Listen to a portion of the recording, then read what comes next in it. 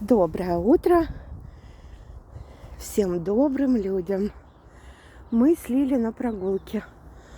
Уже утро не ранее, уже половина 11. У нас +5, и вот такой туман. 20 декабря. Вот там где-то солнышко проглядывается. Позже будет солнце. Туман рассеется.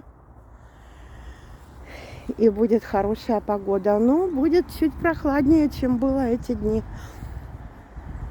Ну что поделать, декабрь, 20-е, Рождество тут уже не за горами.